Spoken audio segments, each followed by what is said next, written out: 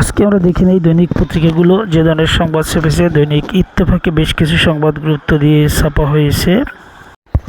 IMF এর কিস্তি পাওয়া নিয়ে একটি সংবাদ প্রকাশ করেছে পত্রিকাটি। এছাড়া ডলারের দাম নির্ধারণ নিয়ে আরেকটি সংবাদ প্রকাশ করেছে দৈনিক ইত্তেফাক। পত্রিকাটি বলছে, দুই কিস্তির অর্থ একসঙ্গে ছাড়ে সম্মত IMF। এর ফলে বাংলাদেশের ঋণের পরিমাণ বেড়ে দাঁড়িয়েছে $5.4 বিলিয়ন।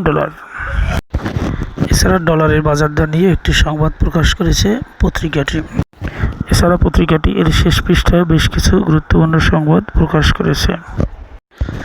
দৈনিক প্রথম আলো বেশ কিছু সংবাদ গুরুত্ব দিয়ে প্রকাশ করেছে, যার মধ্যে প্রধান শিরোনাম করা হয়েছে ডলারের দাম নির্ধারণ নিয়ে। এছাড়া বিশ্ব পরিবার দিবস উপলক্ষে একটি বিশেষ সংবাদ প্রকাশ করেছে পত্রিকাটি।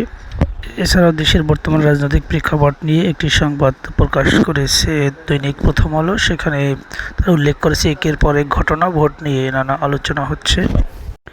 দৈনিক সমকালেও বেশ কিছু সংবাদ অত্যন্ত গুরুত্ব সহকারে ছাপা হয়েছে। তবে সমকালে যে সংবাদটি সবচেয়ে বেশি গুরুত্ব পেয়েছে তা হচ্ছে বিশ্ববিদ্যালয় শিক্ষার্থীদের যে আন্দোলন, এক ছাত্রদল নেতার মৃত্যুকে কেন্দ্র করে, সেটিকে বেশি গুরুত্ব পেয়েছে।